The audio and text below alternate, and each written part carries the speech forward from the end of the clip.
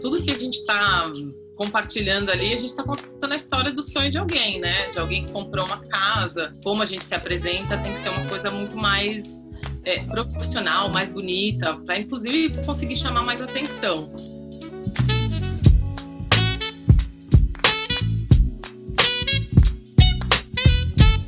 Hoje o nosso tema aqui na Rádio Som Maior, no Casa Ela, é fotografia, mas fotografia para arquitetura, um tema muito pertinente para o segmento. E a minha convidada para falar hoje sobre o assunto é muito especial, é uma referência nacional. Mariana Orsi, seja muito bem-vinda, prazer estar falando contigo hoje.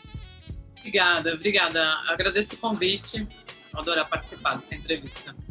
Mari, conta pra gente um pouquinho, é importante a gente frisar, agora em época de pandemia, onde a gente teve que se retransformar realmente para o digital, a fotografia, né, a comunicação visual de uma forma geral foi muito importante para esses profissionais e para esses lojistas. Muitos já têm consciência da importância de um profissional, né, qualificado para fazer as suas fotos, né, enfim, para estar publicando.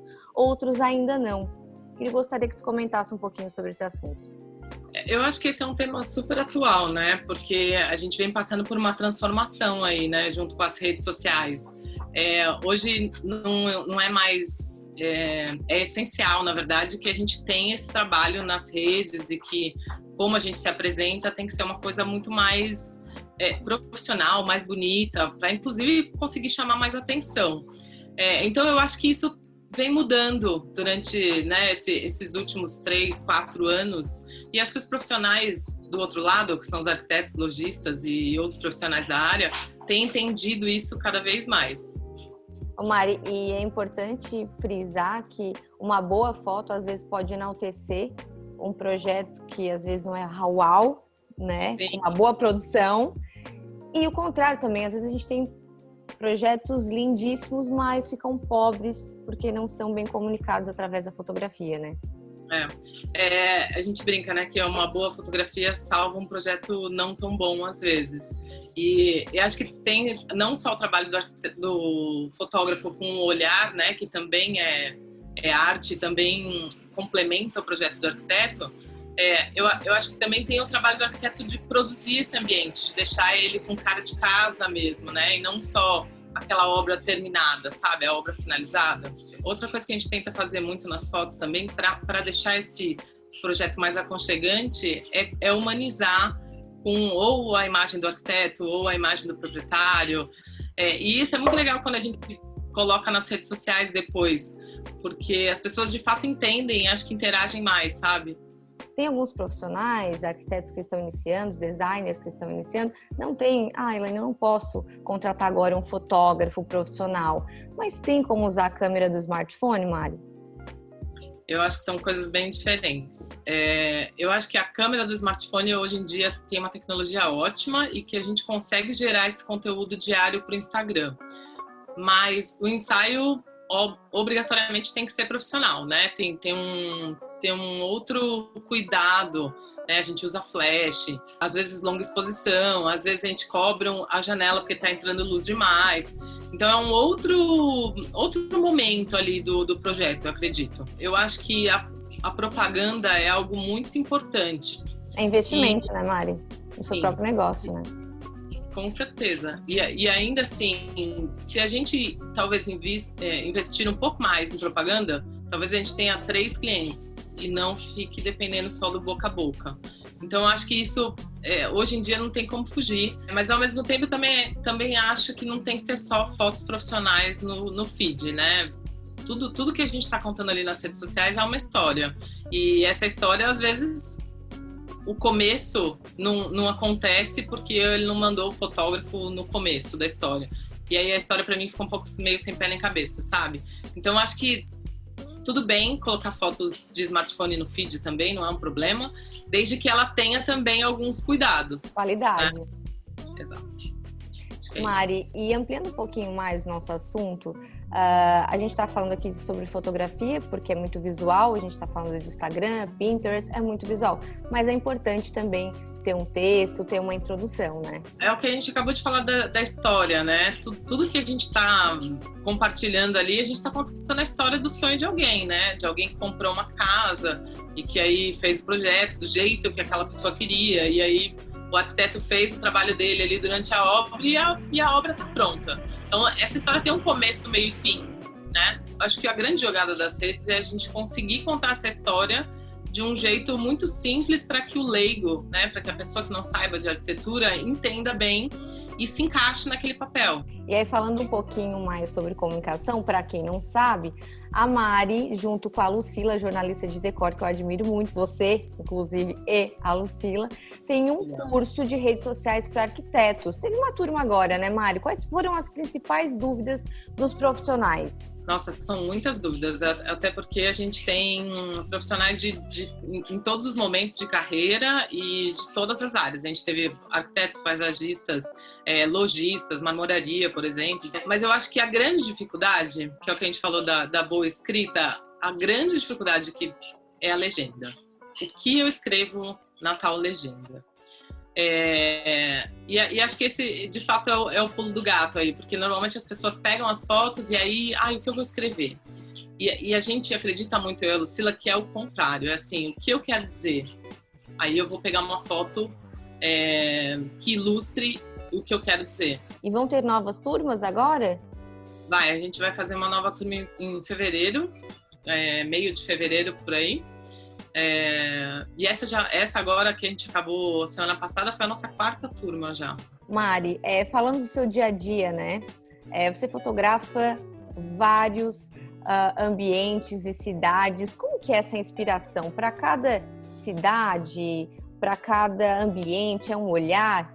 É engraçado, assim, porque os apartamentos são completamente diferentes. Aqui em São Paulo, acontece muito de fotografar 3 apartamentos no mesmo prédio, por exemplo, em épocas diferentes, de arquitetos diferentes.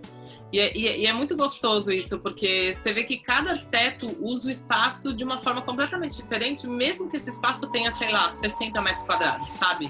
Então, acho que esse é o mais gostoso do dia a dia, assim, a gente conseguir conhecer projetos com essa diversidade.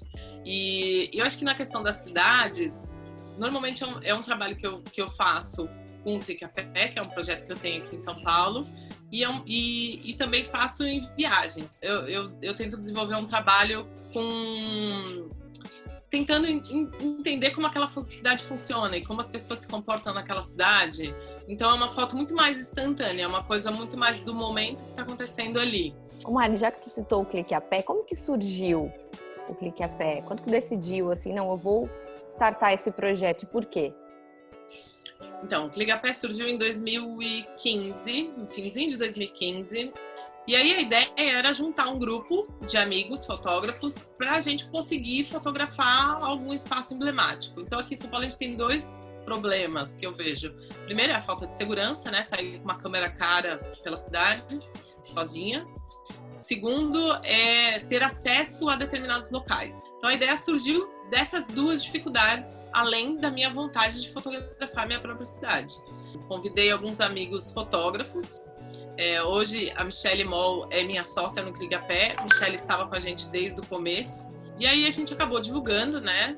E aí no primeiro dia foram 60 pessoas que eu não conhecia. E falei, nossa gente, então acho que talvez as outras pessoas também tenham essa dificuldade que eu tenho, né? Essa vontade. E aí a gente falou, vamos fazer mais um. E aí a gente fez mais um, divulgamos de novo, foram 150 pessoas. Eu falei, tem alguma coisa aí que eu acho que a gente pode explorar. E aí a gente fez um projeto de 1 ano, um passeio por mês, todo último domingo do mês. E aí isso foi crescendo, acabou virando um projeto que a gente fez durante 3 anos e pouco. O nosso maior passeio foram quase 550 pessoas na Praça da Sé, foi assim, um momento incrível pra gente. E aí agora no comecinho a gente deu uma pausa no projeto e no comecinho do ano a gente ia voltar e aí veio a pandemia. Mari, para quem está iniciando aí a carreira como fotógrafo profissional para arquitetura, quais aí os teus, se a gente pudesse fazer um checklist, quais aí as tuas dicas e orientações? Primeiro, eu acho que a gente tem que escolher bem o equipamento, né? A gente usa um equipamento muito diferente de uma fotografia convencional ou da fotografia de rua. As lentes são grandes angulares, né? Com um ângulo muito maior para a gente poder fotografar banheiro, por exemplo, ou até uma cabeceira de cama, e não cortar as laterais. Um exemplo básico. Então, primeiro é isso. Segundo, se tiver a possibilidade, comprar uma câmera full frame, que também vai abrir mais ainda esse quadro que a pessoa vai fotografar, e um bom tripé, que eu acho que é o essencial, para a gente conseguir fotografar numa velocidade um pouco mais baixa, um pouco mais lenta. Outra dica é ficar amigo de arquitetos, né? Esse é o jeito de entrar no mercado, né? Ficar pleiteando pessoas que de fato podem ser seus clientes depois. E a terceira dica, que é o que a gente está falando desde o começo aqui desse papo, que é desenvolver esse trabalho no Instagram, que é uma super ferramenta para aparecer e mostrar o seu portfólio de uma forma mais assertiva, assim. Para finalizar, para os profissionais, para os arquitetos e para os lojistas, qual a tua visão para quem ainda não se atentou à importância da fotografia profissional para a arquitetura? Qual o teu conselho? Bom, acho que uma dica boa é sempre contratar um profissional focado em arquitetura, né? Às vezes a gente vê aí fotos que estão boas, mas não estão, né, com os jeitos que a gente entende ser os mais adequados para fotografia de arquitetura. É um trabalho muito específico, né? Divulgar também o trabalho no Instagram, né, para os profissionais. E acho que para os profissionais entender que precisa ter uma verba de marketing para fazer essas contratações, né? Enfim, o Instagram tem que funcionar como departamento comercial da empresa e para isso a gente tem que ter material para suprir essa necessidade. Certo, Mari, muito obrigada, prazer falar contigo. Adorei o papo. Muito obrigada pelas dicas, muito obrigada por estar conversando com a gente hoje aqui. Espero em breve a gente voltar e falar sobre outros assuntos, tá bom? Bom, obrigada pelo convite, adorei. Obrigada a todos aí que escutaram.